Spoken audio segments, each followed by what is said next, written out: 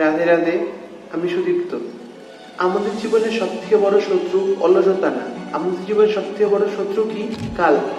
মানে আমরা কালকে কাজ করব এটা বলে রেখে দিই, কিন্তু কাল কোনো সময় আসে না।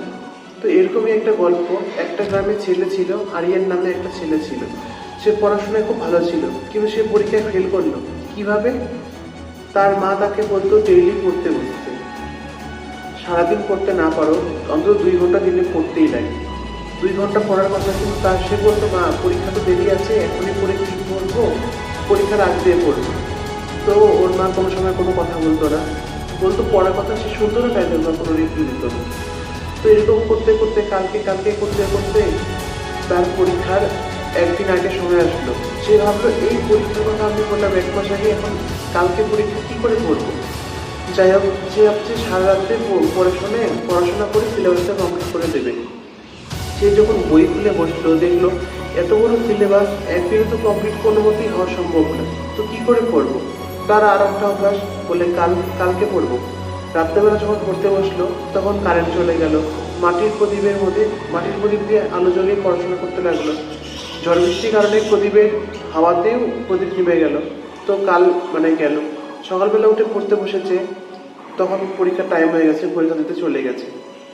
তো পরীক্ষা হয়ে গিয়ে যখন সে বসেছে, সবই প্রশ্ন চেনা জানা লাগছে, যেহেতু অল্প পড়াশোনা করেছে।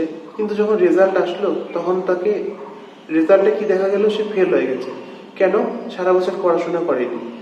তখন সে লজ্জায় সে তার মা বাবার কাছে মুখ দেখাতে পারছে না। কেন সে পরীক্ষায় ফেল করলো? তখন তার মা বাবা বলল, তখন যদি বলতাম 2 ঘন্টা দিনে পর, বলবে না কালকে। তো দেখলি কাল কোনোদিনও আসে? কোনো সময় আসে না।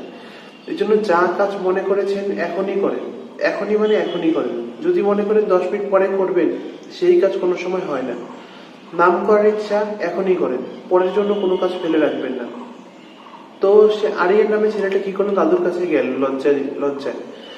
দাদু তাকে একটা উদাহরণ দিল, বললো এই যে একটা গাছ, এই গাছের মধ্যে যদি আমি রোজ জল না দিই, মাসের শেষে 10 বালতি বা 30 বালতি জল যদি আমি একবার ঢেলে দিই, তো গাছটা কি ভালো থাকবে?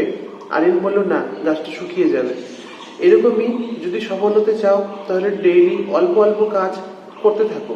বসে থাকলে হবে না। অল্প করো, কিন্তু করো, বসে থাকবে না কোনো সময়। তারপরে সে পরীক্ষা কালের অভ্যাস ত্যাগ করলো। সে একটা ওয়ালের মধ্যে, পড়াশোনার যে ঘরে করে, ওয়ালের মধ্যে একটা ফটো লাগালো যে কাল বলে কোনো সময় কিছু হয় না, কাল কোনো সময় আসেই না। তারপর সে পড়াশোনায় মন দিল। তার পরের বছর সে পরীক্ষা দিল, সে ডিস্ট্রিক্টের মধ্যে ফার্স্ট হয়েছে। তার অভ্যাসই তাকে অভ্যাসই তাকে একটা নতুন মানুষ তৈরি করতে সাহায্য করেছে। এজন্য কালকের জন্য কোনো কাজ ফেলে রাখবেন না। রাধে রাধে। ভিডিওটি ভালো লাগলে চ্যানেলটি অবশ্যই সাবস্ক্রাইব করবেন।